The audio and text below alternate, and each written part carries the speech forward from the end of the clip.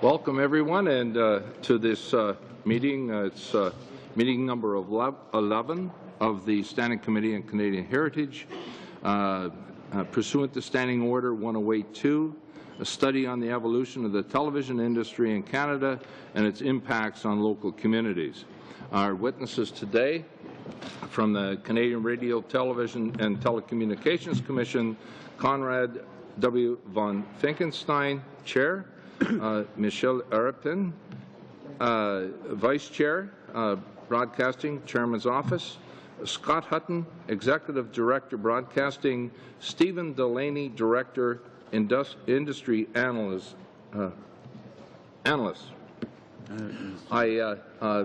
An intervention, Mr. Del Mastro.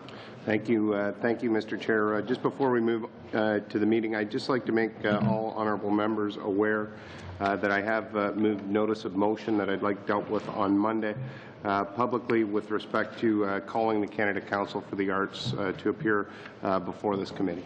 Thank you. Thank you, Mr. Del Mastro. I have been informed by Mr.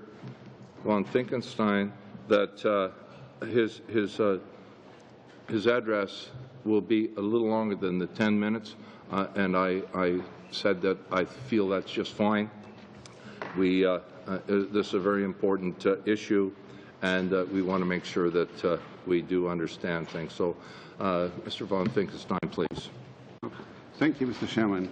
You've already introduced my team, so let me get right into it. And thank you for your indulgence. I thought it was necessary to set the framework, and therefore I'll take a few more minutes than normal. Let me start by thanking you for your invitation to be here today. In the first 2 years of my mandate, I have had the opportunity to discuss with this committee a number of matters related to Canadian broadcasting. Today, you have asked us to contribute to your study on the future of Canadian television. This is a very timely study, given that this industry is at a turning point.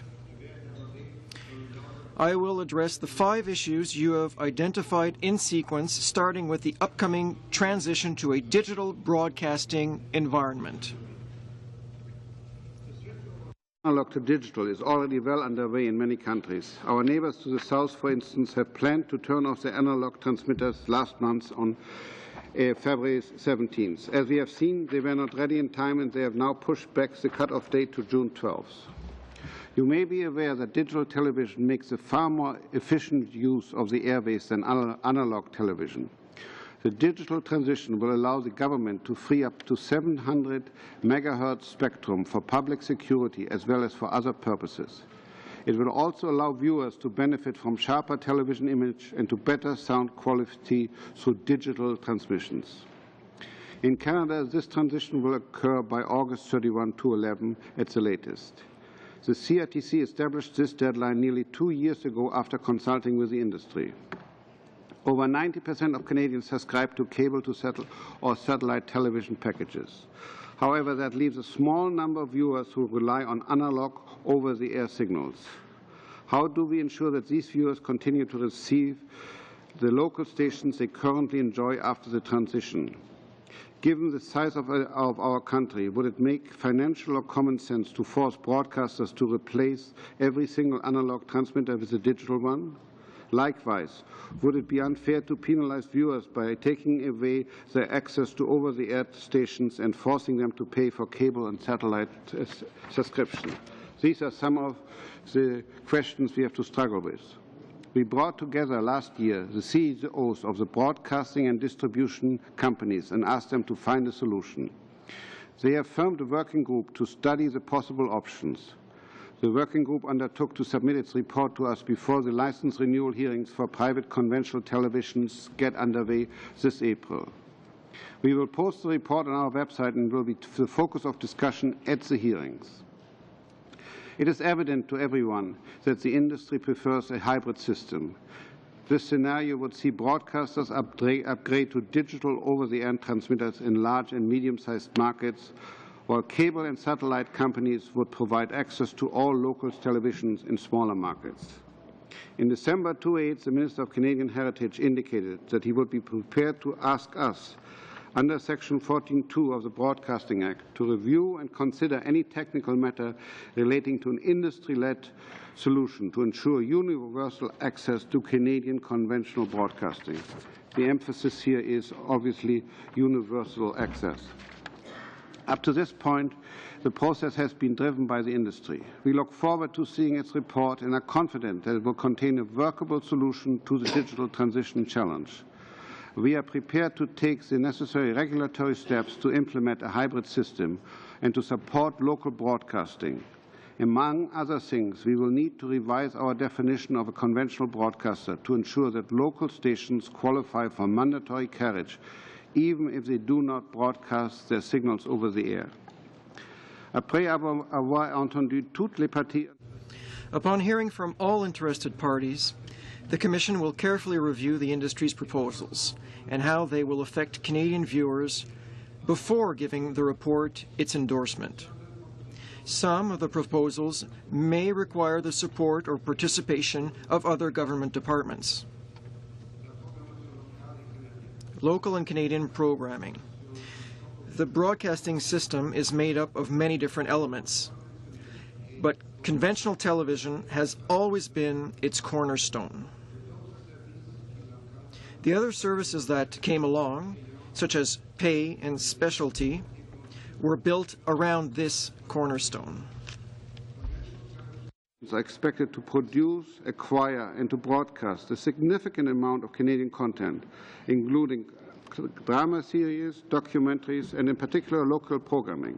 In exchange, they benefit from regular support in 5 key areas. Conventional broadcasters enjoy mandatory carriage as part of the basic package offered by cable and satellite companies. They are allowed to solicit and air local ads. They have no minimum Canadian programming expenditures imposed upon them. They can draw from a number of funds that support the creation of Canadian programming, such as the Canadian Television Fund, soon to be replaced by the Canada Media Fund. And they benefit from simultaneous substitution. That is to say, cable and satellite companies must substitute the signal of a foreign channel with that of a Canadian channel when the same program is aired at the same time on both channels. Ce modèle a très bien fonctionné pendant de nombreuses années. This model worked very well for many years. It helped maintain and sustain a healthy television industry that is distinctively Canadian. However, conventional television now finds itself under a great deal of financial pressure, which the industry claims is threatening the viability of local programming. I know that this situation is as disconcerting to you as it is to the Commission. Is suffering in many markets was emphasized at several recent CRTC public hearings. In particular, television stations serving a population of less than 1 million are having a hard time maintaining the quality and quantity of their local programming. What's more, Canadians told us in no uncertain terms how much they value their local television news. In response, the Commission has undertaken the following steps. First, in October 2008, we established the Local Programming Improvement Fund, specifically to support this type of programming in smaller markets. Previously, cable and satellite companies were required to contribute 5% of the gross revenues generated from their broadcasting activities to support Canadian programming. We have now raised this contribution to 6%. The increase, which will amount to roughly $60 million in the first year, will be allocated to the new local programming fund. 1/3 of these funds, about $20 million, will be set aside for French language markets. The remaining 2/3, or $40 million, will be allocated to stations in English language markets. Stations that qualify for funding must use it solely on local programming. Secondly, we settled the question of distant signals, better known as time shifting. This is a popular feature that allows satellite and digital cable subscribers to watch local television stations from another province. We decided that conventional broadcasters should be fairly compensated for the retransmission of their signals. CTV, Globe Media, and Canvest estimate the lost revenues from time shifting at $47.2 million annually. We have therefore given conventional broadcasters permission to negotiate with cable and satellite companies for their use. We hope the issue can be resolved through speedy negotiation and will result in an additional source of revenues for local broadcasters. And thirdly, we decided to take a different step to licensing conventional broadcasters, which I will explain in a moment. You also asked me to comment on diversity of voices. Canadian pay and specialty channels have been far more successful than anyone ever imagined when they first were licensed. That they have been gradually attracting more viewers is an indication of the strength of our television industry. On the other hand, it has resulted in a fragmentation of conventional television audience. This phenomenon has become more evident with the emergence of the Internet as a means to view high-quality programming. Canadian broadcasters have responded by requiring specialty channels in order to retain their viewership. The most recent one, the purchase of Alliance Atlantis by CanWest and of Sham by CTV Globe Media, amounted to $3.5 billion. La tendance vers une plus grande concentration des médias. The trend toward greater media concentration raises the concern that a large ownership group could achieve a dominant position through acquisitions. The inherent risk with having a smaller number of large companies is that it could lead to a reduction in the diversity of voices in the broadcasting system. A democratic system like our own depends on a range of perspectives in news and information programming. At the moment, the broadcasting system provides Canadians with a wide variety of editorial voices and programming choices. The Commission developed new rules to maintain this diversity of voices, which can be summarized as follows. Sources of local news serving the same market, i.e. radio station, television station, and newspaper. At most, a party would be able to control 2 of the 3. Second, we will carefully examine transactions that would result in one party controlling between 35% and 40% of the total national audience share, commonly referred to as eyeballs, and only allow it if they do not endanger the diversity of voices. Additionally, a single entity will not be permitted to control more than 45% of the total national television audience share as a result of any transaction. And finally, a single entity will not be permitted to control the delivery of all television programming in a given market. There must be at least 2 providers. The present environment suggests that we can expect more consolidations in the coming months and years.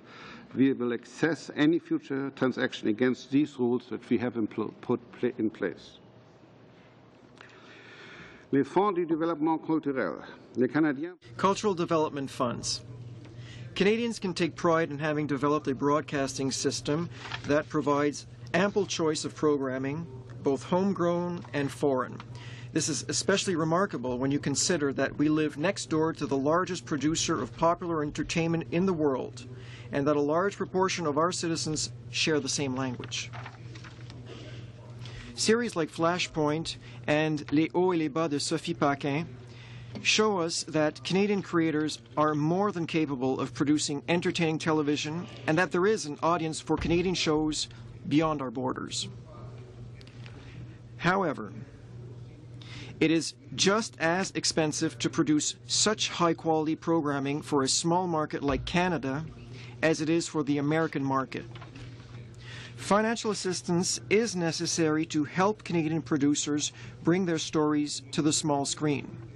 Through regulatory measures, we have encouraged the creation of independent funds that provide over $50 million annually to independent producers. Was established to support Canadian productions. Earlier this month, the Minister of Canadian Heritage announced that the CTF and the Canada New Media Fund would be merged into a new fund, the Canada Media Fund. In creating the Canada Media Fund, Minister Moore made the very wise decision that it should support the production of Canadian content for all platforms, including interactive digital media. We welcome this announcement and are pleased that cable and satellite companies will support the new fund with their financial contributions. As you know, the Commission held public hearings in February and March to look at broadcasting in a new media environment. While I cannot at this point comment on our discussion owing to due process concerns, one thing became clear. Traditional media and new media form a continuum. Supporting both not only makes eminent sense, it also means moving with the times. license renewal hearing. Finally, you ask us to comment on the Commission's upcoming final hearings to renew the licenses of private conventional television stations. Our normal practice is to issue license for a 7-year period. In doing so, we attach a number of conditions having to do with programming commitments and closed captioning, among others. However, as I mentioned a few moments ago, the global financial crisis is having a pronounced effect on conventional broadcasters. They live off advertising revenues, and economic conditions have resulted in belt-tightening by the major buyers.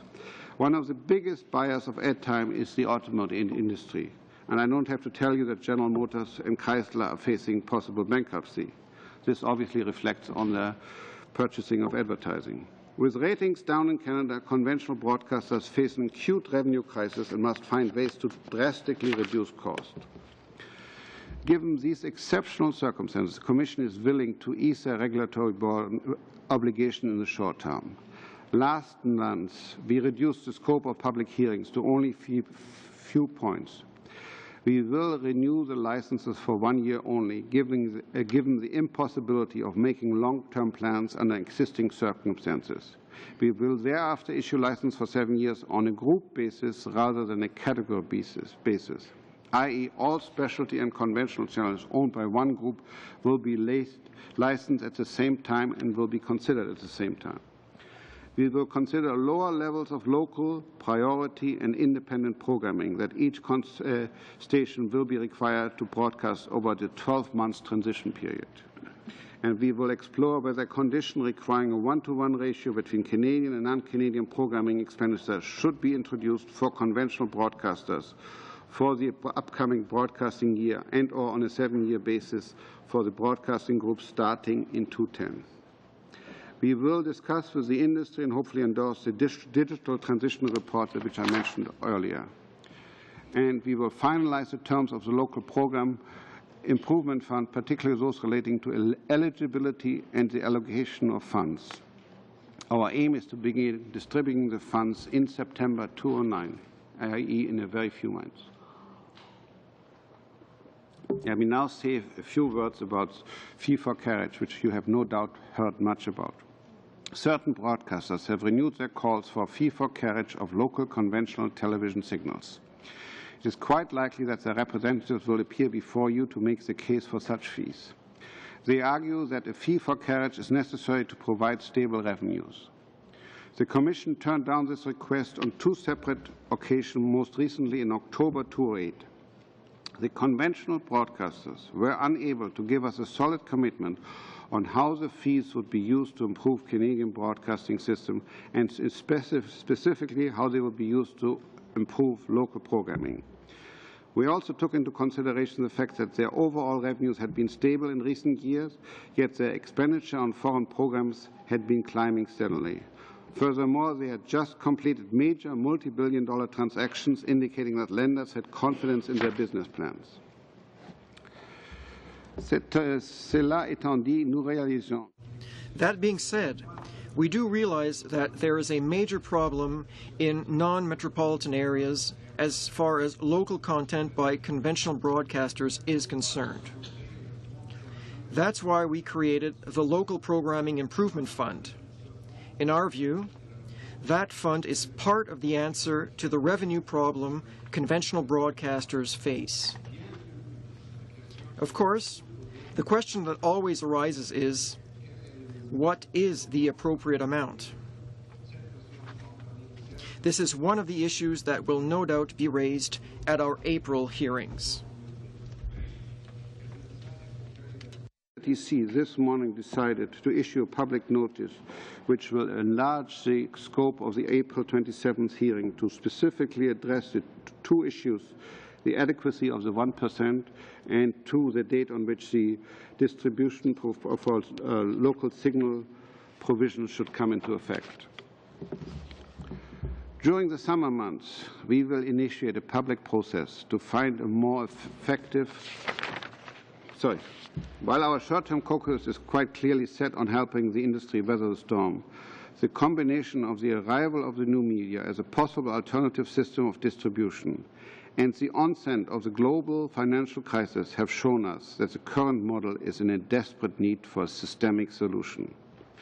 We have an opportunity and an obligation to rethink our traditional assumptions and to move forward with a long-term vision for the Canadian television industry. This is not something that the Commission will be able to do alone. It's a process that will require everyone to step up and to table with us bold and creative ideas. During the summer months, we will initiate a public process to find a more effective way to achieve the Broadcasting Act's objectives, taking into consideration the new economic and technological realities. This approach will then be used to assess the future license renewals on the basis of ownership groups.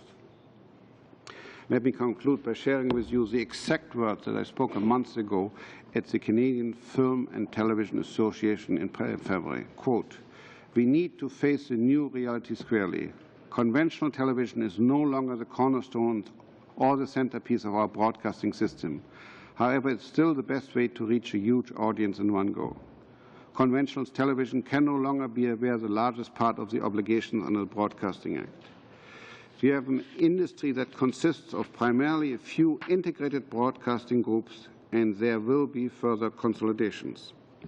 These integrated groups will create, acquire, and deliver programming in every possible way over every available platform. We need to define the appropriate role of the broadcaster in this new environment. Our current model is a jumble of different rules for different categories. What is required is not a piecemeal fix, but a structural, systemic solution. That's what the process of the coming months is all about." End of quote. Le Conseil se montre proactif lorsque abordé. The Commission has been proactive in addressing the challenges facing the conventional television sector. We appreciate that it is under a great deal of financial pressure, and we are committed to providing whatever we can to help.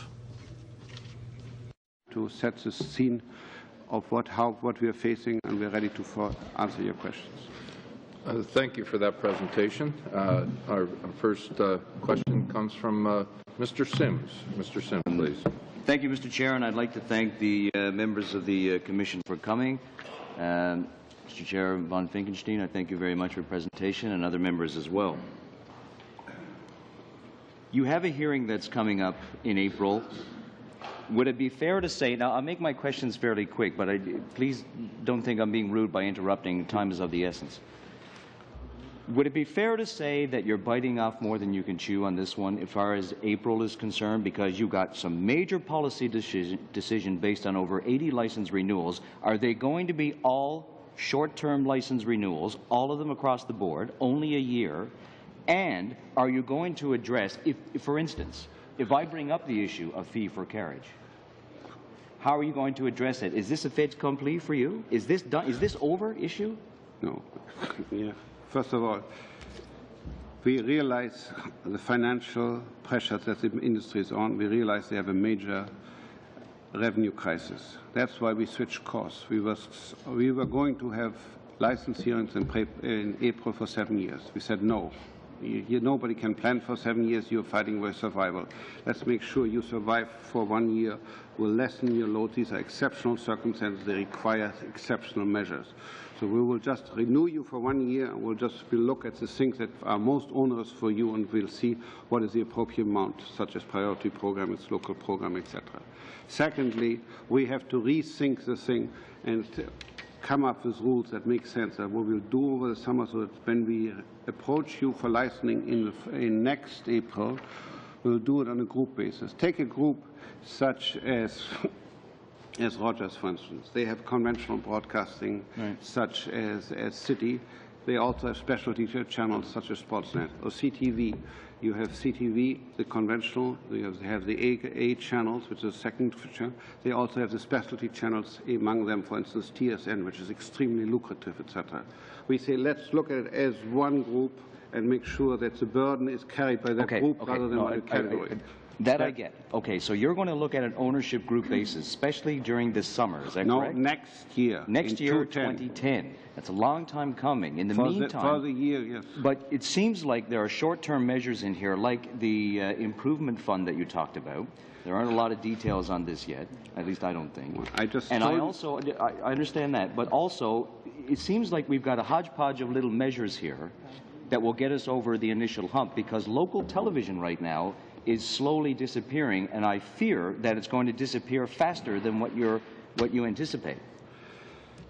I have the same fear, and that's why we complete with the local improvement fund, which we instituted already, or last October announced it will pump $60 million into the system that they don't have right now. The distant signal by the company's own admission is worth something like 40. Others have put it a number at 70 million. I don't know. They'll have to negotiate that. As I announced, we just decided this morning we'll make as to when is the starting date for what you have to pay for those distant signals, which the BDUs carry, which we had originally fixed at 211. We will have discussions in April how to advance it, because we want to see more revenue flying into conventional television. They need it. There's no doubt about it. What are you going to say to an ownership group about local television? What do you think in this, because you talked about major systemic changes, a new business model for conventional television, or for television period for that matter. Where do you see local television in the mix of a larger ownership group? Local television is the centerpiece. It's our major concerns. That's why we created the local programming improvement fund. We turned down the fee for carriage because it was a straightforward. Is that done? Is that issue done? Are you finished with fee for carriage? No, let me finish my answer. Sure. I'll gladly give you an answer. We've turned it down because it wouldn't have done anything for local content, but exactly the thing you're working on. I asked the people to understand, if we give you a fee for carriage, are you going to commit to a certain local content, especially in the small markets? I got a resounding no. That's why we didn't do it. Now, is the issue of fee for carriage debt? No, of course not. This will be raised as part of the overall systemic rethinking over the summer. People will put it on the table, and people will discuss it and say, what can it fly? How would it fly? What would be the condition? I have no idea. That you, as part of the overall package, there may very well be or may not be a fee for carriage. I can't prejudge right now. But for April 27, it's not on the table. Okay, so 5 minutes up. oh boy. Ms. Lavallee, please. Oui, merci beaucoup. Merci. Thank you. Thank you, Mr. Finkenstein, for appearing before us.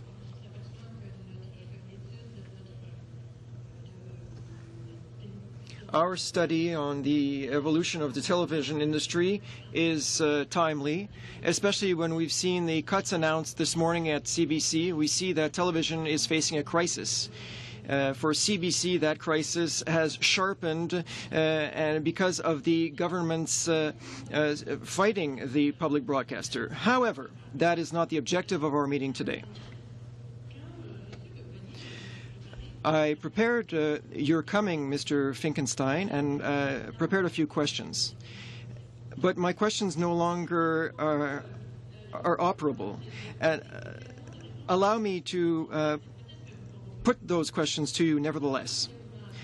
I want to ask you, you do not accept that there be a decrease in local programming. Québécois in the Quebec City region has asked to go from 21 hours to 12 hours of local programming. You do not want for the requirements to be softened. How do you at the CRTC consider helping the broadcasters? Now, I see that in your opening remarks, you say you're on page 6, that because of the exceptional circumstances, you are ready to make the short-term regulatory measures more flexible.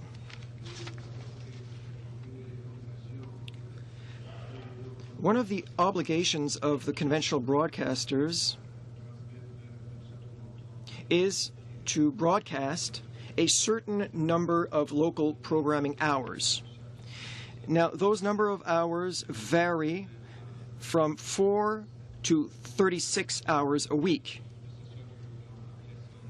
depending on when the TV station applied for its license. Obviously, today, we can no longer ensure that, but we do want them to survive, and therefore we have decided to harmonize those regulations to ensure that all TV stations have the same obligations. Now, allow me to understand, because the CRTC is a quite complex body. You say that you want to harmonize the number of hours that a broadcaster must have for in-local programming. Well, as I indicated, the obligations vary between the various stations. Some stations have an obligation that is minimal, and others have a very high-level obligation. So we're looking for harmonization. Secondly, for the coming year, given the exceptional circumstances, perhaps we will lower these standards. For example, take TQS. We wanted to allow them to survive. My colleague, Mr. Arpin, could explain the TQS example. Michel. Thank you, Mr. von Finkenstein. To reply to your question, as the President indicated, he's given you a pan-Canadian answer.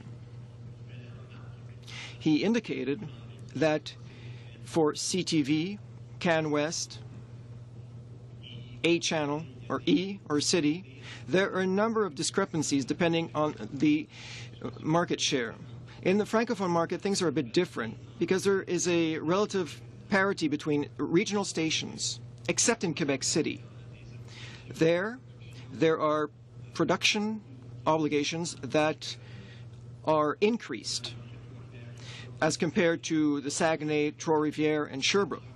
It all depends on the size of the market and the various elements in Quebec City at play.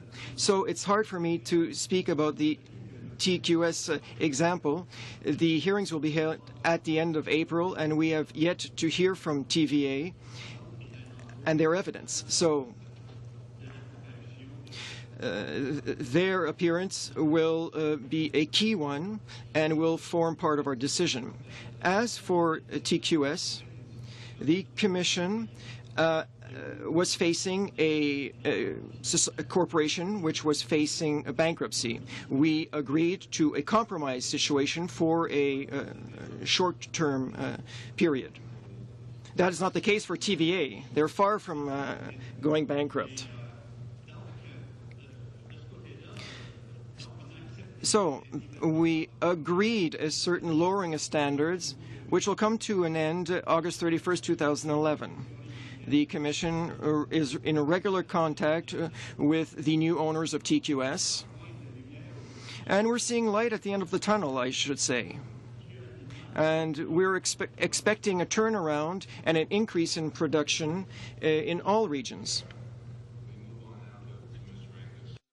Thank you. Thank you, Mr. Chair. Well, I'm very pleased to have you here.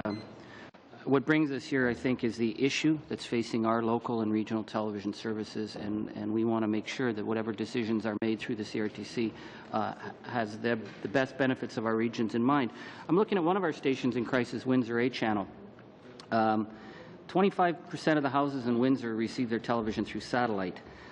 So they can watch A Channel Victoria, Ottawa, or Barrie, but they cannot watch A Channel Windsor.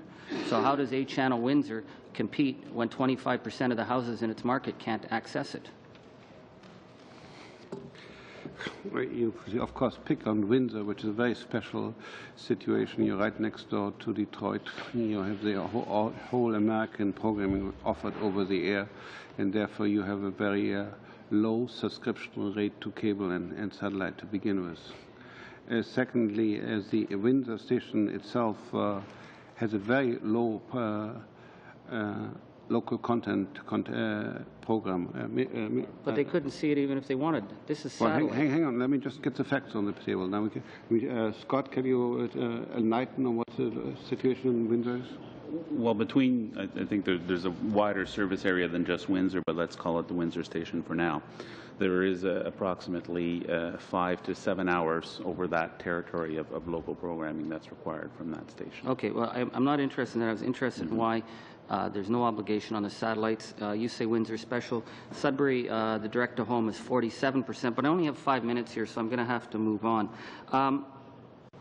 We try to get the numbers of what the broadcasters are making and what's going on in costs in local. It's difficult. You know, we crunch our numbers, and it seems like 4 out of the last 15 years is the only times that they've lost money at the local level. Last year, they made potentially 387 in ad revenues, and it cost them about 385 million. Yet we're being told that the crisis is local. The CRTC has denied numerous requests for station-by-station financials. Now, under Section 25 of your rules and procedures, you could make that those statements public if it was in the public interest. Would you not agree that at this time, when we're talking about systemic regulatory changes to service in Canada, that it would be helpful to make the financial statements public so we actually know what the extent of this crisis is? Well, we make public as much as we can, which we feel is sort of the happy medium, which letting companies compete, having their commercial confidentiality not being sort of displaced publicly and puts them at a disadvantage, but on the other hand, enough information so that people who appeared at our hearings and comment have an understanding of what's going on. It's not. I brought my numbers guru with me, Mr. Delaney, and he can tell you towards the exact level of what we make available. But it is always this disclosure. There's always the two sides of the coin. On the one hand, you try to protect the commercial confidentiality of an enterprise. On the other hand, as you pointed out, there's a public need of information in order to make informed decisions.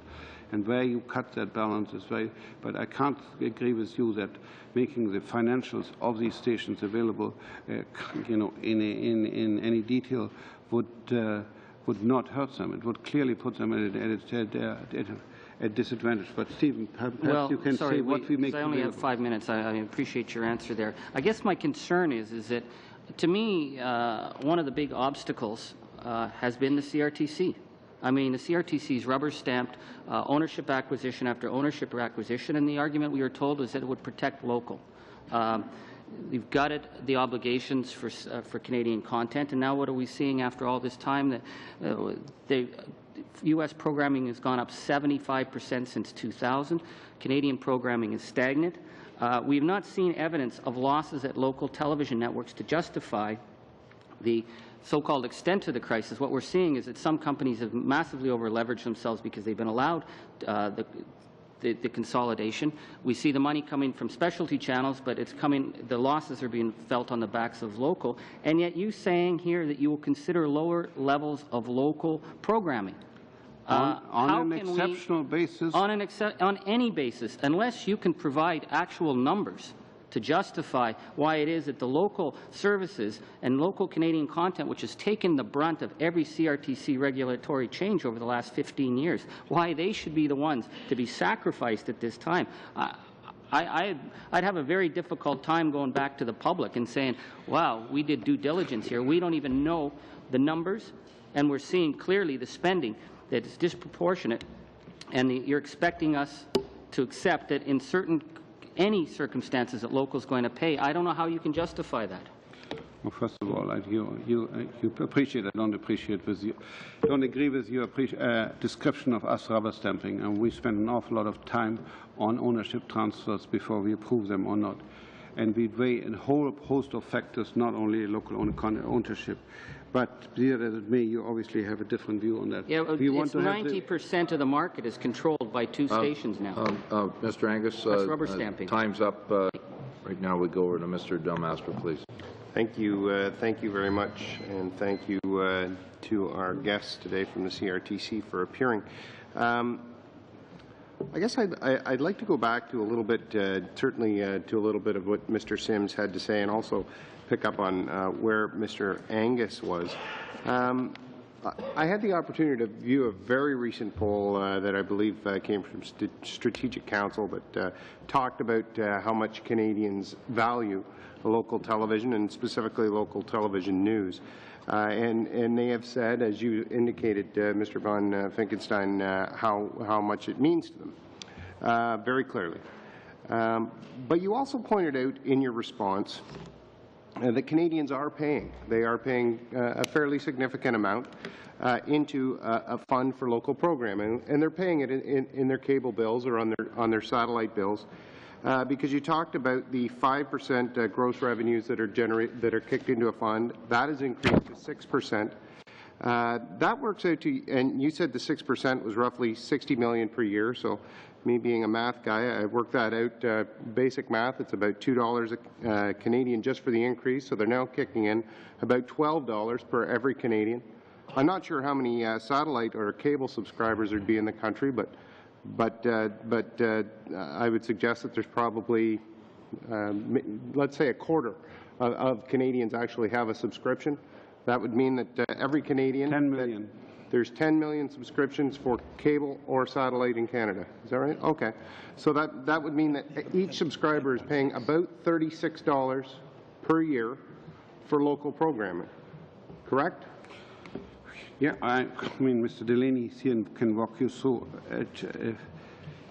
Just so put things in perspective, the fee for carriage that we turned down that the CTV and Canvas asked for. They asked for 50 cents per signal. In Toronto, that would have meant an increase for cable subscriber of $6.50 a month. In Montreal, it would have been $4.50. In Ottawa, $6.50. In Vancouver, $6.50 per month. Right. Right. No, I understand that, and I just wanted to highlight the fact that there is a very substantial amount of support that is going into this fund, and certainly when we talk about fee for carriage, we have to understand it. And I'm not here to suggest, you know, you've made your findings, and I'm aware of the findings that you came up with. What nobody has asked local television subscribers is, are they prepared to pay a tax? Essentially, are they prepared to pay an additional fee for their local networks over and above what they're already paying? And I'm also, you talked about looking at the adequacy of the 1%.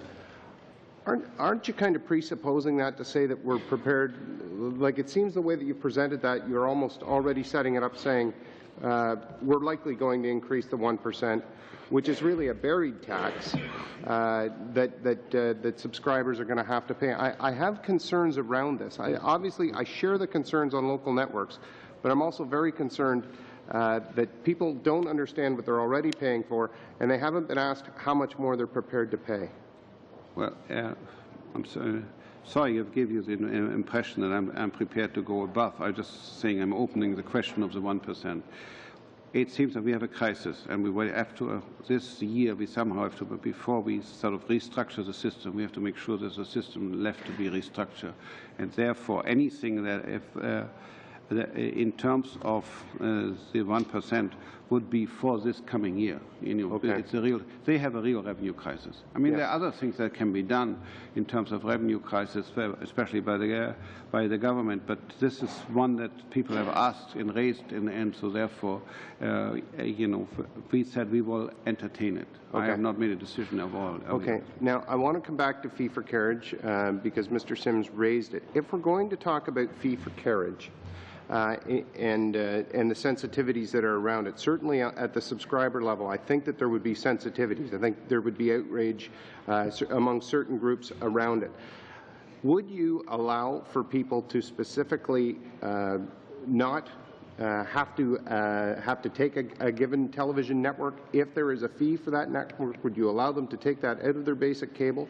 Would it also be back on the table for automatic substitution for the providers? Like, would these be things that you would have to consider under fee for carriage? Because if they're now moving towards a system like the pay networks, like the specialty networks, some of these other things that have been set up, aren't these also?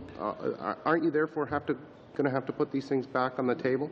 Well, absolutely. When we start our whole rethinking process, a systemic process, and if people want to raise the issue of fee for carriage, which undoubtedly is involved, then you have to look exactly at the point, and you have to put it in context. Our biggest problem with the fee for carriage, the problem is local television in the non-metropolitan area. I agree. The fee for carriage does absolutely nothing for them.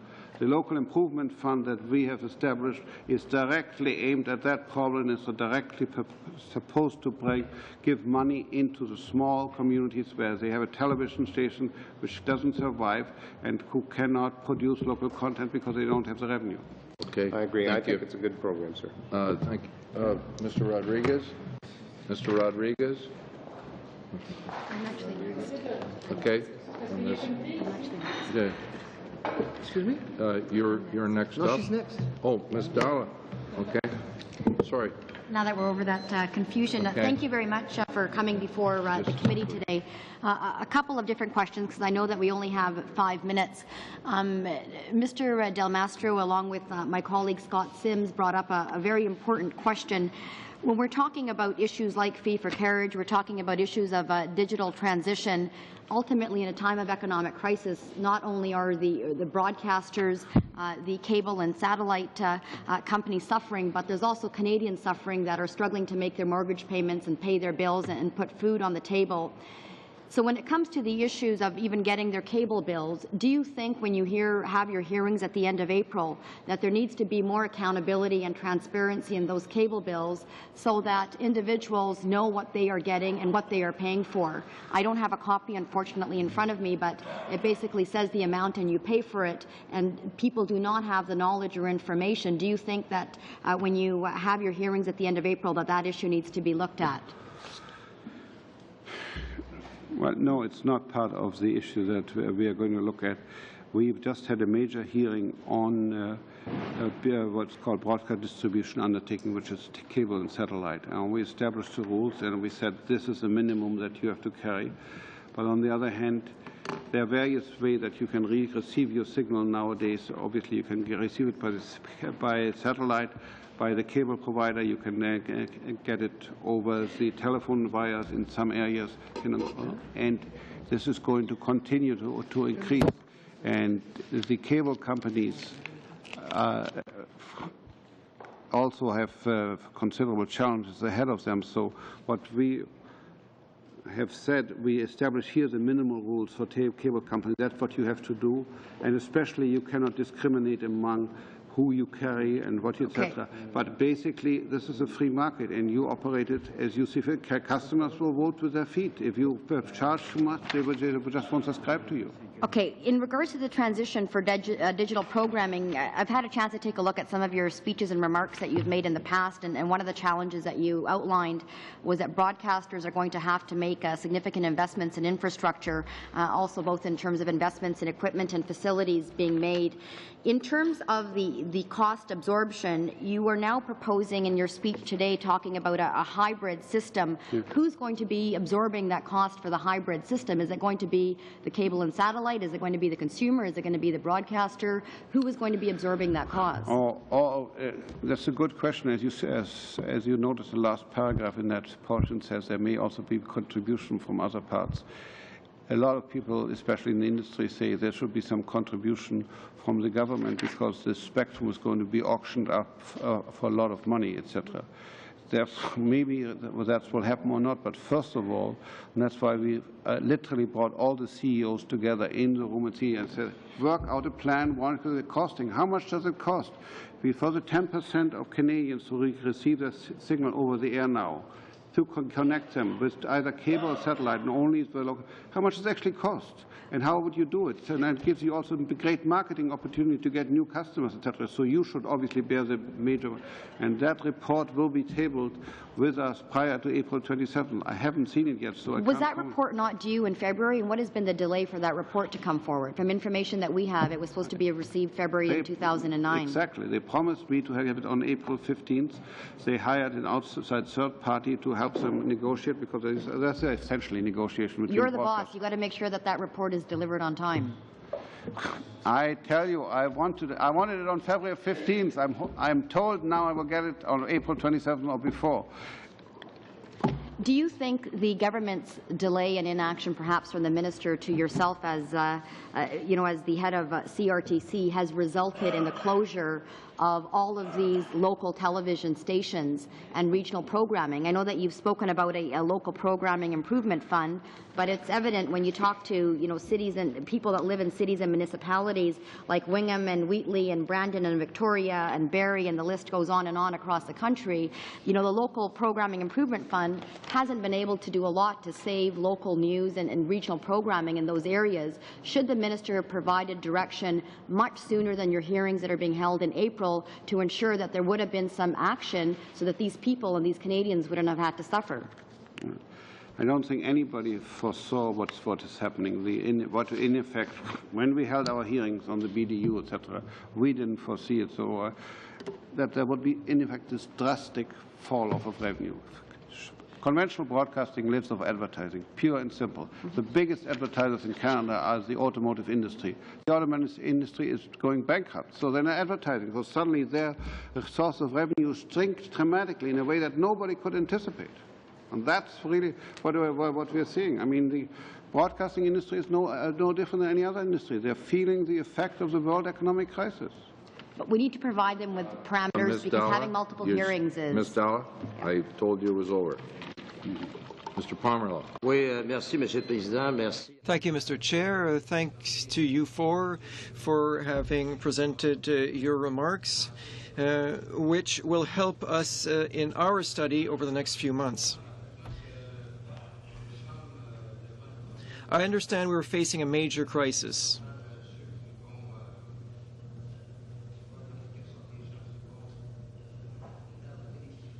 And it concerns our broadcasters because they're seeing a drop in revenue. Now, given that, local programming is difficult to maintain or to obtain in remote regions, and that's why you've set up this local programming improvement fund. I would like to know how this fund will operate, what will the criteria be to allocate the monies, and who will be responsible for allocating them.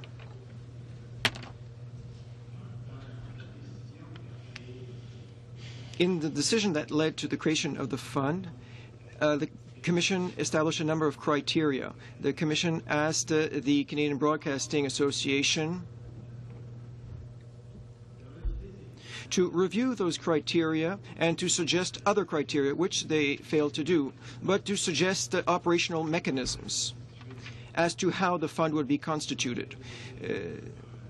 We received a report mid-February, which will be part of our discussions and our hearings in April. The report recommends the establishment of an independent fund with its own board of directors, funds that are managed by an independent administrator who will see to the allocation of those funds. The Commission initially indicated that 1/3 of those funds be allocated to French language programming. That was one of the criteria we established, and which was not challenged by any of the stakeholders. Therefore, out of a $60 million fund, as was indicated earlier, $20 million will be allocated to support local programming in the Francophone market, with the exception of a number of stations, occurs mainly in Quebec. Another question. You said that you're considering a systemic approach to addressing the problem, and you're asking for creative solutions. What are you exactly looking for? Well, one solution was proposed, and we've read about it in trade papers, and a financial analyst proposed an in-depth refounding of the Canadian broadcasting system. We've asked for other ideas. As to the royalty regime, we're asking for other ideas to allow traditional television to recover and to ensure a certain level of profitability. We at the Commission have a number of ideas. We have experts with us who can suggest solutions, but we are also calling on stakeholders in the communications sector to address the issue. And we will collect all those ideas up until next year, and we will analyze them. We will hold hearings, and we'll draw conclusions from those ideas.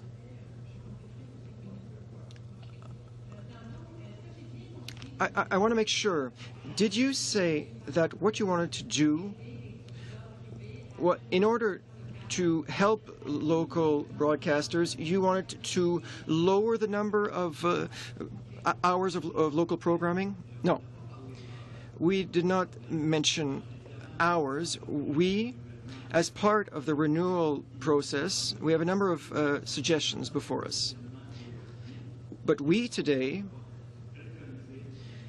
did not recommend a decrease in hours. We talked about a harmonization across Canada. We know that a number of stations have 5 hours a week of local programming and others have 32. So there needs to be a harmonization across the sector. Burn please. Thank you, Mr. Chair. I appreciate the testimony so far from the witnesses and look forward to hearing more from you today. In Canada today, of course, we see a considerable problem with revenue streams that many of the broadcasters had counted on in the past. Of course, there are many reasons for that. However, local broadcasting and local news coverage is a significant cost to many broadcasters. It's something that is somewhat expected by local communities, but at the end of the day, it is quite an expense to many of the broadcasters. I know in Manitoba we have an extensive local network of reporters that put a lot of time in covering all of the local stories, yet really in terms of the bottom line for these companies, these important companies, they don't see a lot of revenue from that. And of course are looking now for ways to improve their revenue streams. And I think one thing that we have seen over the years is that I think whether it be the fault of the CRTC or not, there has been some barriers, I think, put in front of the major broadcasters, the traditional broadcasters, from being able to expand revenue streams. You did mention how the specialty channels were not necessarily seen to be a major revenue driver when they were first brought about. I probably would disagree with you on that, as the traditional broadcasters did see a lot of potential in those opportunities, but were somewhat prevented from being able to take part in a meaningful way, and as such don't have a large presence in that, as you well know. In terms of time shifting, similar situation. The local broadcast is typically not watched as often anymore because of the fact that time shifting exists, and of course the consumers locally will be watching a broadcast from BC, whereas in Manitoba they're not seeing the local ads because they're watching the BC broadcast. So I think it's important that you let the broadcasters be able to negotiate in a good business way and not get in their way in terms of negotiating with the cable companies. But I guess my main point is your body does have significant influence on the way these broadcasters can operate. And so you do have within your power to be able to extend new revenue streams to them. We've talked a lot about fee for carriage today. But I just want to first perhaps ask you a few questions. Wasn't it in 1971 that the CRTC actually authorized your body to extend fee for carriage revenue stream to broadcasters? Go ahead. Well, no, before my time. Well, it's surely before its time, and I was a staff in the CRTC in 1971, and I left in 1979, and specialty services were not yet in existence. By the end of the 70s, the CRTC had received applications for a TV services, and the CRTC in the 70s denied those applications. To my recollection, it's in the mid-80s that the first specialty services came into place. Only for you, you stated that the... Well, actually, if I could just stop you right there. I've got actually a quote from a Globe and Mail article, July 17th, 1971, where it says, the Ottawa Board directs cable firms to pay TV stations for programs. There actually was substantial discussions at that time, and so I think it's well within your ability to offer that at this time. Well, yeah, I wasn't a commissioner, and so have no comments to make. And what is the exact question?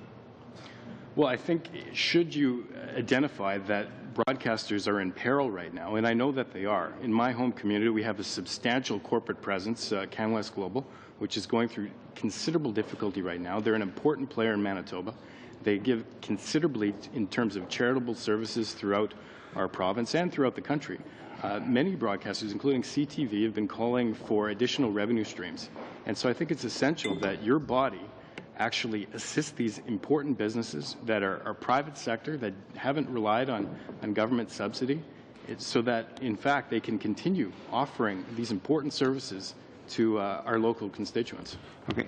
First of all, if you're asking, do we have the authority to order fee for carriage? Yes, we do. Unequivocally, we said so in our decision. We didn't do it for the reason that I specified, because it would have done nothing for what we identified as a key problem, which is local content, local broadcasting. So you don't think that the new revenue stream from that opportunity would trickle down to local broadcast? You don't believe that these companies would trickle that money down? It would make them healthier. Would it trickle down? Would it give you the content that you want locally? I very much doubt it. Well, we might not have any content soon enough.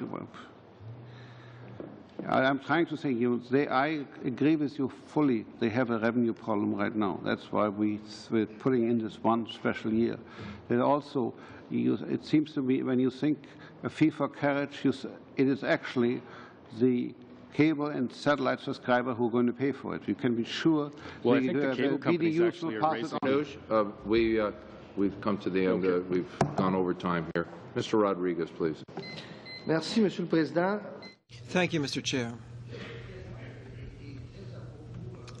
Your coming here is very timely. With everything that's happening, it seems everything's being turned topsy-turvy in the broadcasting world and in the communications sector with the advent of Internet, being able to use iPod, recording thousands of songs. That has come and had an impact. But with regard to conventional television, it seems the sector is in disarray. We've seen the cuts at CBC, closures at other stations, at CanWest. It seems the problem is widespread in the conventional broadcasting sector.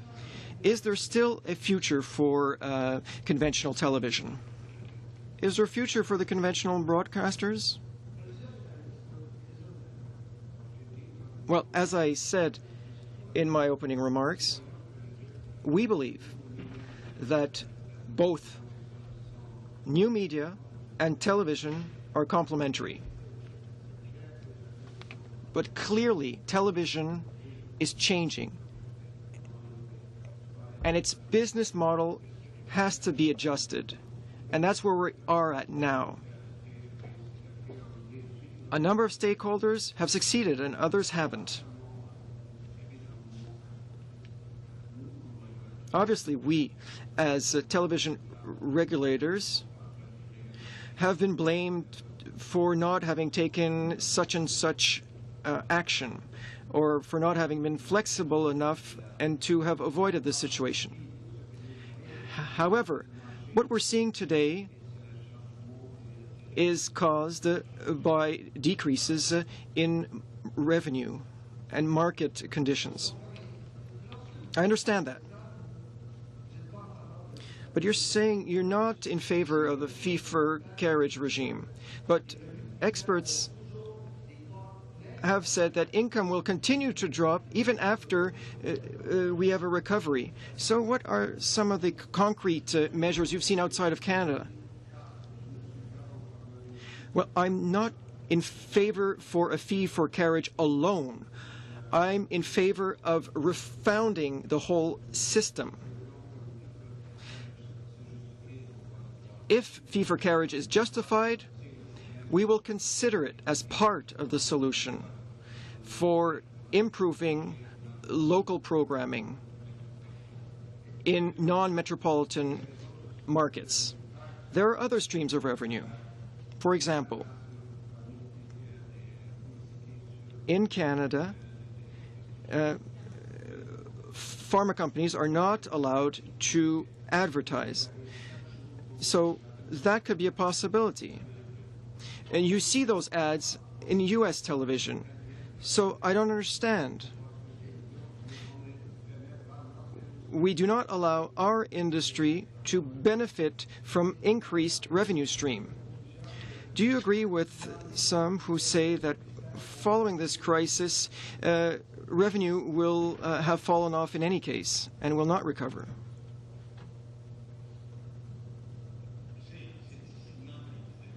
That's hard to project, but it's not impossible because of the restructuring in the automotive sector, and as we saw with the beer sector, we saw a drop in advertising.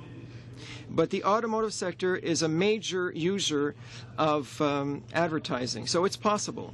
There are options, however. There are other niches. The President talked about advertising pharmaceutical products. There is also the possibility for conventional broadcasters to engage in time shifting.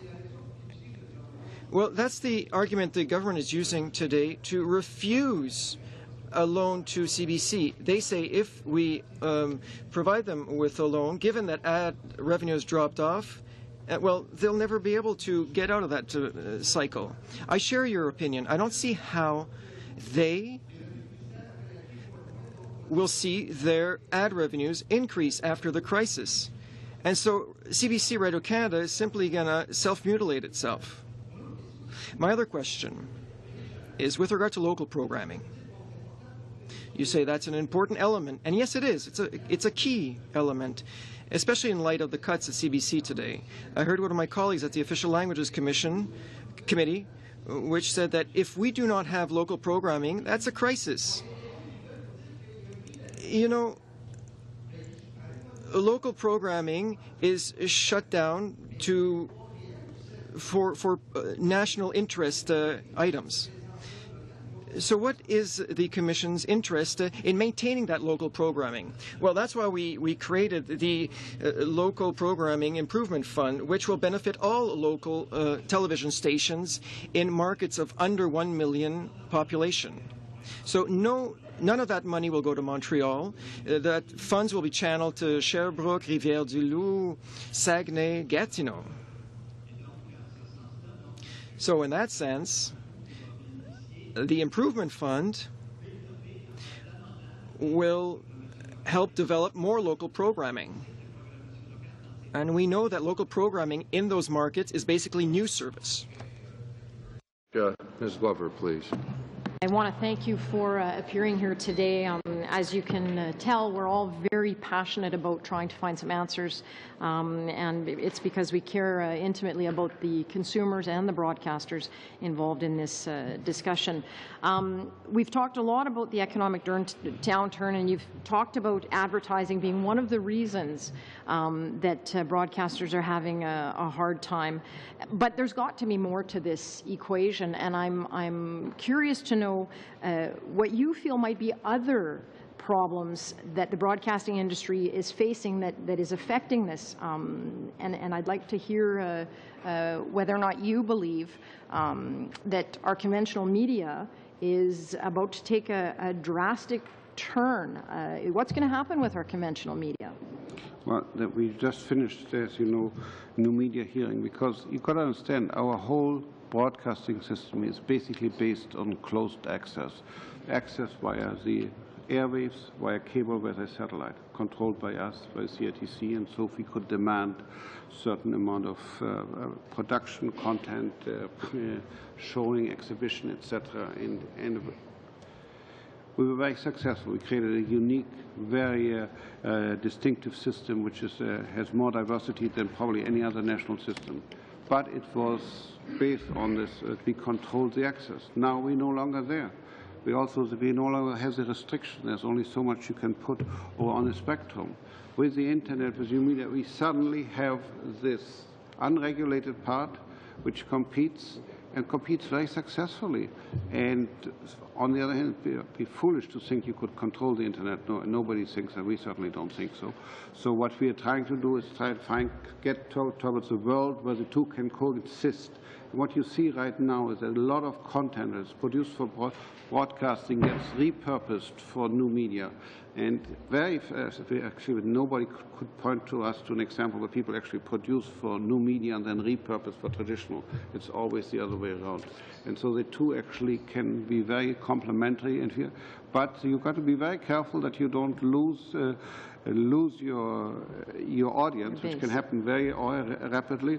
And there's also the whole issue of copyright, and the rights are based on national system, on boundaries. They're not based on the international, and the regime just doesn't fit. I don't know whether he will probably appear before you, but Tom Perlmutter, the president of the National Film Board of Canada, has made an eloquent plea before us and others that we really need is a new national digital strategy, because it's not only broadcasting, it's broadband, it's telecom, it's copyright, it's... Was this one of your witnesses during your new media study, sir? Yeah, he appeared before us, and I think I'm pretty sure you will call him. If not, I would suggest you do, because he has a vision that basically, in a nutshell, he says this is as important to us as was the Industrial Revolution was, and we should try to get a handle on it. Other countries have. Britain has adopted a national digital strategy, so has France, so has Australia, and Canada should do. Because while we're all talking about broadcasting, that's all I can talk about. That's my mandate. There are obviously issues that go way beyond that. I appreciate you giving us a bit of a taste of what is going to come out of this report that you did on new media. I'd certainly like to have more insight if you're willing. But I have another question before we get too carried away with our time here.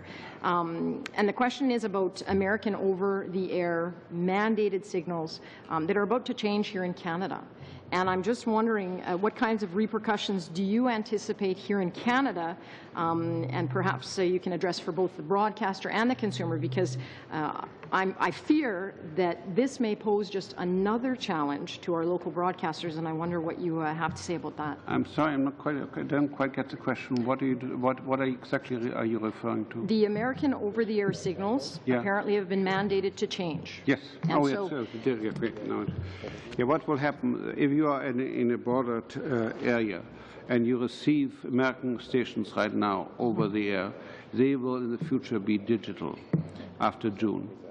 Now you will still receive them over your cable and satellite if you are a satellite. If you received it over the air, you have to have a television set that's capable of receiving digital signal, and if it's not built into your set, you need a digital antenna. And so that's another challenge for our consumers. Yes, yes, absolutely. And broadcasters are going to have yet another challenge. And my worry is that with the mounting challenges facing our broadcasters and our consumers, we've got to find some better solutions, sir. Yeah, I mean, revenue solution, for instance, a lot of broadcasters come to us and say there's this whole issue of Part 2 fees under the Broadcasting Act. That's a special tax that's levied on broadcasters. It's like an extra 2 points of GST only for broadcasters.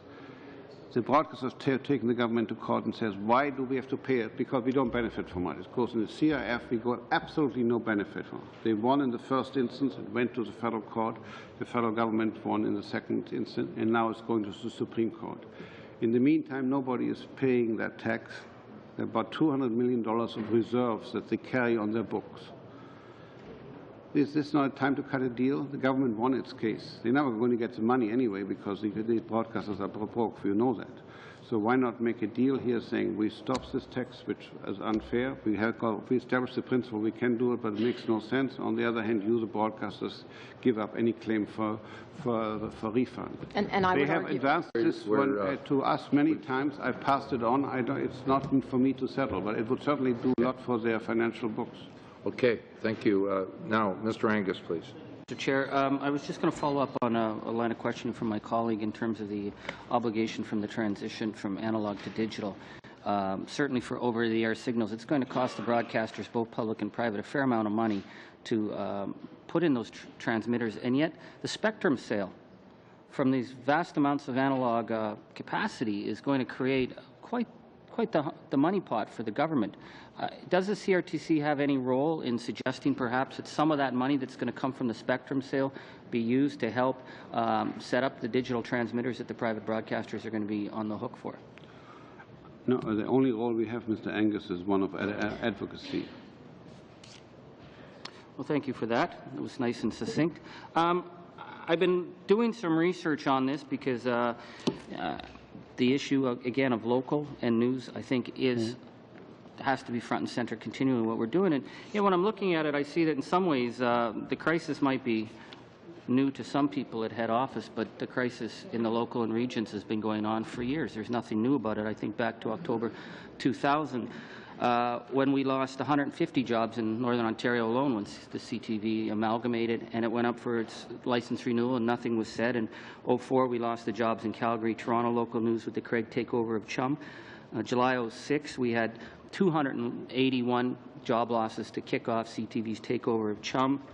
2007, we had 200 at Can West and broadcast, 350 at print, 40 at TQS, 200 further jobs at CTV and Chorus. We've lost jobs at TVA, and of course today we lost 800 jobs at CBC. And yet, throughout this, these broadcasters come back for their renewal licenses and they get their renewal stamped and life goes on as normal. And now we see, again, your suggestion that you would consider lower levels of local programming requirements. My argument to you, Mr. Chair, is that the local patient is pretty much on life support. He's very, very anemic. And the CRTC solution, which is, again, let's bleed the patient, strikes me as positively medieval. I won't go near your image. Well, let me just point out, first of all, you seem to conveniently forget that we have just created the Local Improvement Fund and are going to pump $60 million into local programming. Secondly, as I mentioned to you, we have given them the right to charge for retransmission of distant signal, which by their estimate is worth 40 million, the others say is 70 million. And thirdly, as I made it clear many times, and let me reiterate in case I missed point, what we are talking is exceptional provisions for this 1 year so as to make sure that there is local television that can take avail itself of the new regime once we figured out how it works. Well, thank you very much, and I appreciate that we have a local television improvement fund. I certainly support it, but I think in terms of conveniently forgetting, I'm talking about regulatory obligations that the CRTC has to say to the broadcasters, these are part of your commitments. And yet, year after year, we see the bleed-off, the firing of local service, and now we're looking at a crisis where in the last last year, we're looking at almost $800 million spending on foreign programming, Canadian spending stagnant. Local news spending has been going down even when they were making money. And contrary to my colleague, Mr. Brunege, local news spending doesn't seem to account for all that much in the bottom line, and they're making more in advertising. Where is the CRTC's role to say, you are making money off specialty services, you're making money in other areas.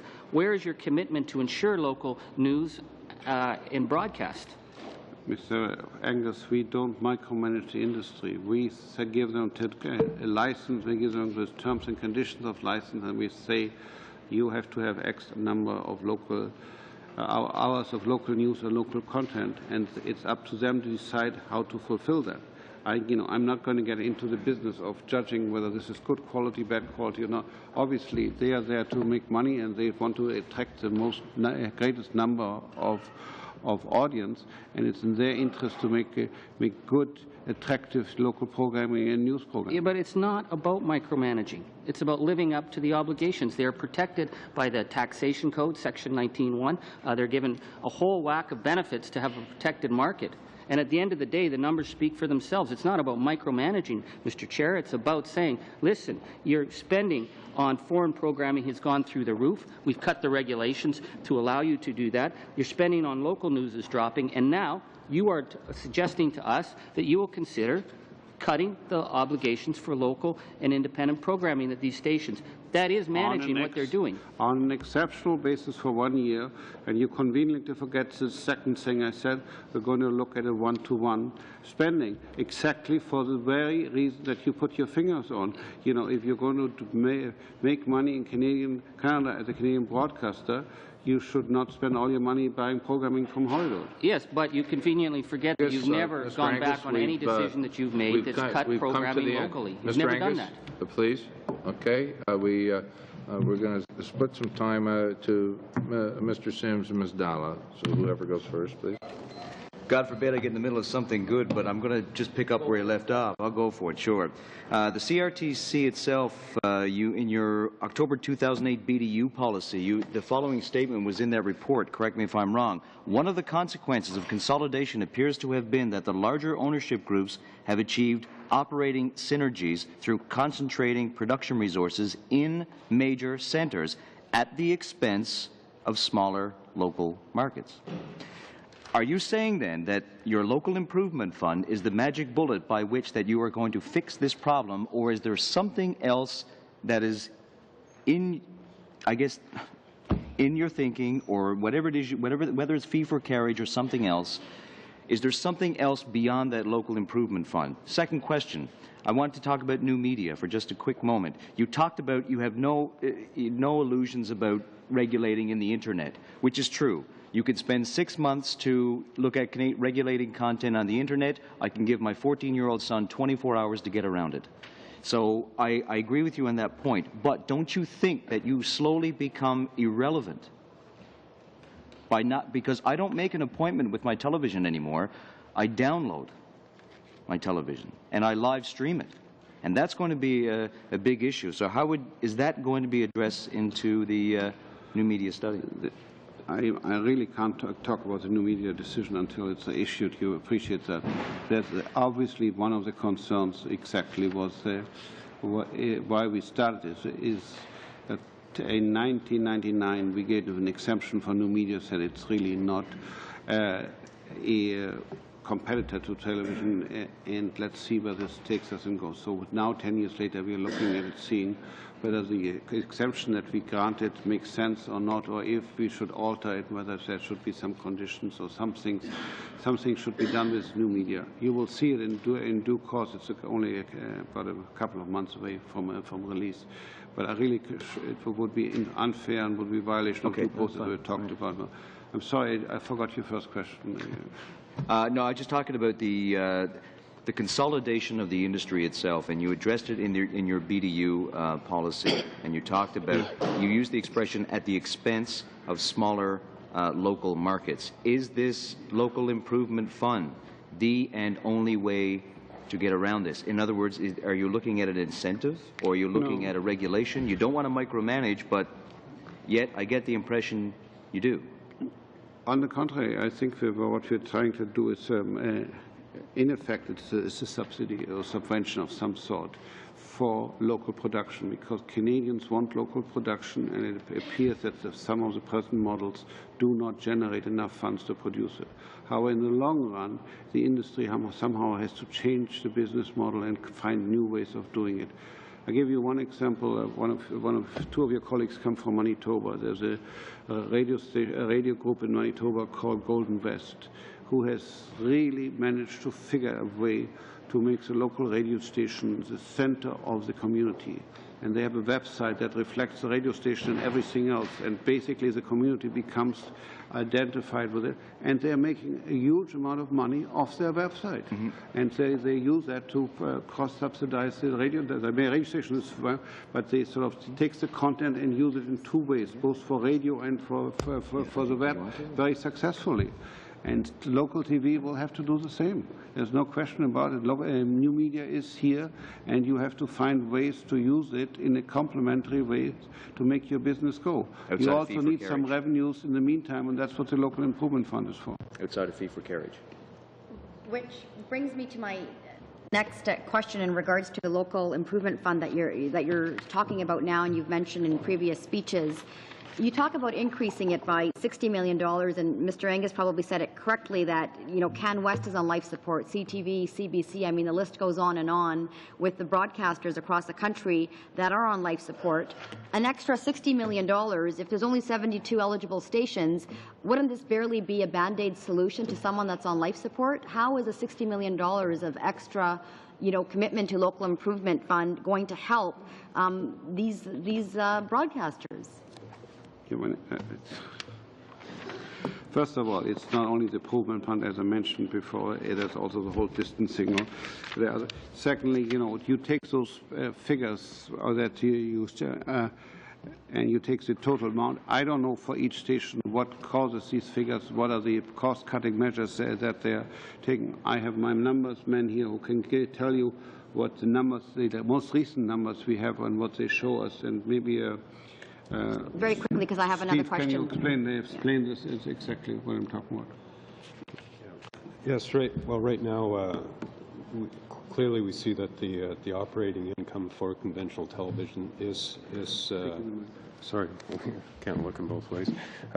We see that the operating expenses for the conventional TV has been going up, and the revenues for the same time have been relatively constant. So their challenge, I think, is twofold. One is obviously to find more revenue, but maybe there is an issue of what can be done for cost controls as well. Okay. On another issue, I know that the chair had mentioned earlier that the broadcasters had stated that they were not ready to commit to local programming if a fee for carriage was implemented. According to some of the transcripts that I have seen and read, Can West and CTV, in fact, did commit to local programming if something of that sort was implemented. How do you think that's going to play into the larger... I hear you, but at the hearing, right in front of me was sitting Mr. Fatzan and Mr. Asper, and I asked them that very question. If we implement a fee for carriage, are you willing to make commitments for local commitment to use them for local programming? And I got a resounding silence. So there, it was right there. You can check the record. I posed the question. I didn't get the answer. Okay. For the last question, Mr. Brown, please. Thank you, Chair, and thank you for your comments today. I'm very interested in the situation. Normally I sit on the Health Committee, but I've subbed in today because I'm particularly concerned about the health of the A channel in my riding of Barrie. I think of my own family where we grew up watching the news, our local news on the A channel, previously the new VR, and they're going through a very difficult period right now. The A channel serves the broader Simcoe Muskoka, not a metropolitan area, and they have said that without an additional revenue stream, they're not going to exist in the near future. They already laid off on March 3rd a third of their staff. They've only applied for a renewal of 1 year, and it would be a tremendous setback for our community if local television like the A channel didn't exist. I think of the support that they give local charities and simply for letting residents know what happens around them, whether it's on city council, whether it's with events that are happening in the region. It would be a tremendous setback for our culture and for our identity if we lost local television in Canada. And my concern is, as much as you say fee for carriage isn't necessarily the solution, the status quo clearly isn't the solution. The status quo means no local in my community, and that is particularly concerning. One of the attractive elements that I heard about fee for carriage was that it was an industry-to-industry solution, and I think you're hearing comments around the table, regardless of partisan stripe, they're all concerned about local television. And you mentioned previously that when fee for carriage was rejected before, that when the business cases were presented, it wasn't shown that the finances of these companies we're in a precarious position.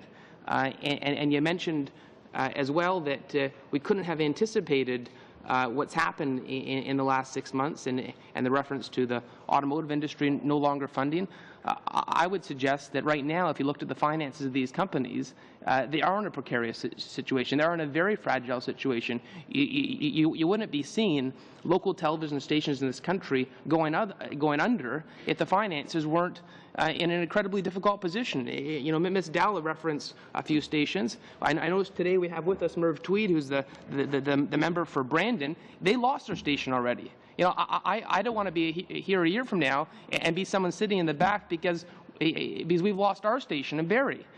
So my question is if fee for carriage isn't the solution, what is the solution to protect local television? And I really hope that whether it's in the spring session or the fall session, that is of essential consideration when the CRTC meets. You know, there is no silver bullet. That's the story. Neither in the LPF or FIFA. I'm not saying that fee for carriage will not be part of the overall solution. We give that's but just putting a fee for carriage in right now fix the problem and it's over. It's not how it works, and that's what I try to explain. Because the problem is Barrie. The problem is that by fee for carriage doesn't mean Barrie will survive. You know that's it's not as simple as that. What I'm suggesting is we in effect, we buy ourselves 1 year through various means and trying to find extra sources of revenue so that the companies can survive. We have to rethink the system. It may very well be, as is the overall solution, fee for carriage will be part of the solution, but it's not an industry-to-industry solution, as you call it. Let's be no doubt about it. Fee for carriage will be borne by the television and cable subscribers. They will pay for it, and it will be direct increase in their bill. And that's the numbers I have. As I say, if we had last October said, "Fine, we accept it," and you would be paying $5 a month more or $6 a month more for a year, and we would still have a problem in terms of local content. That's my point. But aren't the rates going up regardless? If you look at the trajectory in the last 6 or 7 years? Yes, undoubtedly the cable companies, if you they will appear before you and they will tell you what they use the money for. And you please ask them. Yeah. Ask them why they raised the fund and what they used it for. And you mentioned a potential increase under fee for carriage of $6.50 in Toronto. Wouldn't the easy solution be for that caps? And didn't these groups already propose caps? I'm sorry? Caps on what the increase could be. So, for example, in the Toronto region, couldn't it just be said that the cap is $3.50? If it's 50 cents per signal, can't you put a cap on it? Of course, we could say how, but then you generate less money for the companies. I mean, if we said the cap is $3.50, then you wouldn't get the 50 cents per signal that both CanWest and CTV are looking for. I mean, let me assure you, we are just as concerned with you about local broadcasting and local content. We want to make sure that the broadcasting center, as a regulator, I get no joy out of seeing a station being closed at all. But there is no silver bullet. It needs a comprehensive solution. That's all I'm saying. Okay, I thank our witnesses very much for being here today. As chair of the Standing Committee on Canadian Heritage, I don't get to participate in some of the questions around. I do have a couple of questions that I'd like to put to through my clerk to you to see if we could can get a response from them, and I would appreciate that if we could. With that, again, thank you very much for coming today, Mr. Storseth. Yes. Thank you, Mr. Chair. And I wanted to get on the record because I'm amazed and dismayed that I can sit in a committee for 2 hours with one witness and not get an opportunity to stand up for my local television stations and have an opportunity to be able to put forward some questions. So I don't know if this is the way the committee was set up in the beginning, but I am absolutely dismayed that a parliamentary committee would not allow every single member of Parliament the opportunity in a 2-hour meeting with 5-minute rounds of questions, that every member of Parliament wouldn't get an opportunity to ask questions that are very pertinent and very important to my local television stations as well. Okay. With that, can I ask, would we like one more round around the table? Yeah. Can I just ask for one question from each? Is that Ce sont effectivement les règlements du comité. These are the rules of the committee, and that's how we proceed. But that said, Mr. Storthet, exceptionally speaking, it'll be a pleasure to hear your concerns. We go one quick round. On pourrait lui donner 5 minutes. Non, peut-être pas un autre tour, mais si c'est le seul qui n'a pas parlé. He's the only one who hasn't spoken. Afterwards, I'd like to say a few words. Please. Thank you very much, Mr. Chair. And very, very seldom does my interventions actually fall on lively ears, so it's a nice change. Thank you. I would like to actually talk to you a little bit about the revenue problem that is going on, and everybody's been talking about it, but you know, everybody around this table seems to recognize that there is not just a short-term revenue problem within the industry, but actually a long-term revenue problem within the industry right now. And Mr. Finkelstein, I've not got the impression from you that that you see this as a long-term revenue problem. So first of all, I'd like you to address that. And second, I guess my second question, I'm going to try to be brief because I do have several questions for you. My second question would be, you talked about, you know, as you know, in my area, in rural Alberta, you know, local programming, local stations is critically important, and it's very important that we make sure that we stick up for them. And as Mr. Brown said, the status quo is not working, so we need to find a way, no matter what our partisan stripe, to find a way to help save these local stations. You've been very adamant that fee for carriage you don't feel is going to work. You in fact equivocally stated that when you met with the industry and the broadcasters that they said, and tell me if I'm wrong, you said that they said that they were not willing to put any of that money or not willing to commit to any of that money into local stations. Is this true? And could you just comment on that? And then I have a few more questions for you. Yeah. Well, first of all, let me be absolutely clear. I did not. A fee for carriage alone is not the answer. That's what I've said. I've not said that, you know, as part of a comprehensive solution, you can't have a fee for carriage. It may very well be, but you have to have a comprehensive solution. Just right now, if levying a fee for carriage would not solve the local content problem, the local station problem. That's what I said. As far as the revenue problem is concerned, as you know, the industry consists of large groupings. The largest owner of specialty channels in Canada is CTV. CTV's specialty channels are quite lucrative and quite positive. It's the conventional.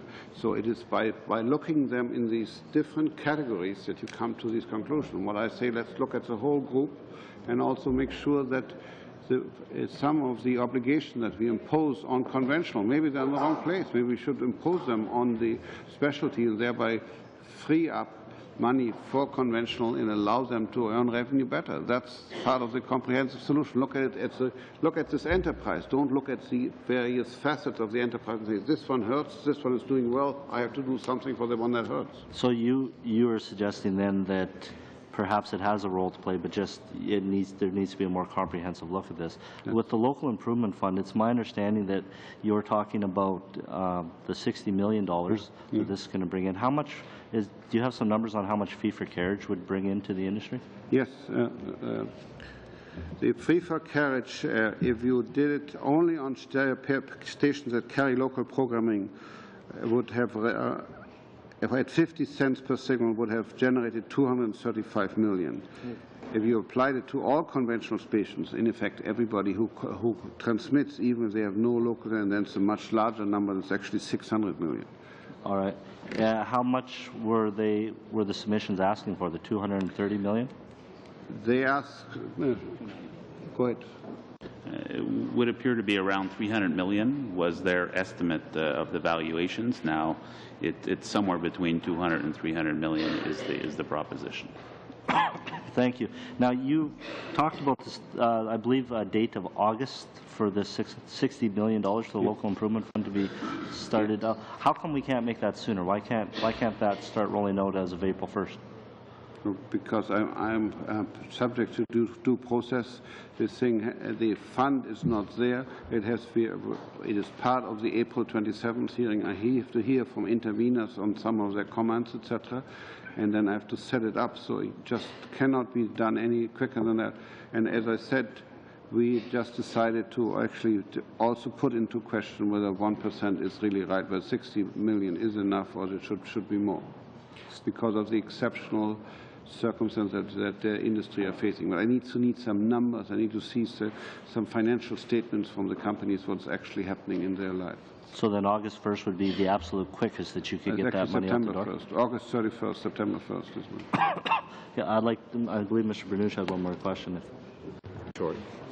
Well, again, I just wanted to thank for your transparent testimony today, and look forward to hearing more from the CRTC on this matter. Thank you. As we have listened to everyone that has been sitting around the table, we do have one more person that hasn't been heard, Mr. Demers. If we can if you can make your question short, please. Merci, Monsieur le Président, et je remercie Madame. Thank you, Mr. Chair, and I would like to thank Madame Lavallée for having given me her 5-minute speaking time. No, that's not it. That's not it. But I thank you for appearing before us this afternoon, Mr. President, and your colleagues. One issue of great concern to me, we know that what happened today, but there's the issue of the Weather Channel, the Weather Network. The fact is, you will soon have to evaluate the situation with the Weather Network as to whether it will be withdrawn from basic cable services to be sent to specialty channels, which will have to be paid for by citizens. The fact of the matter is that most Canadians access the Weather Network, whether it is to check weather conditions, road conditions. And when I got the impression that once everyone is using the Weather Network, and a decision was made to remove it from the basic cable package, and now people will have to pay an additional fee, which will limit access to that service. Now, when we consider the impact of programming on local communities, I can tell you that in rural communities, the elimination of that Weather Network service will be significant, and there will be a negative impact in rural and local communities. I imagine you will be telling me that you'll be studying the matter. You've received my complaint as to the effect that the Weather Network should remain a basic service.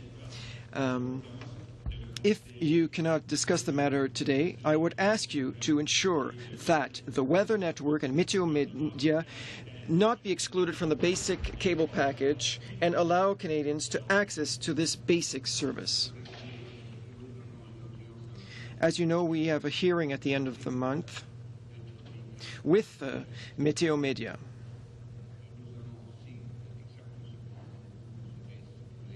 And as you have said, this is a very popular service. Canadians truly appreciate that channel. But perhaps, Michel, you could add a few things. Well, in fact, you've given the answer. I have to say that we have a certain duty of reserve. We cannot comment that, but we will be pleased to hear you at the hearing at the end of March.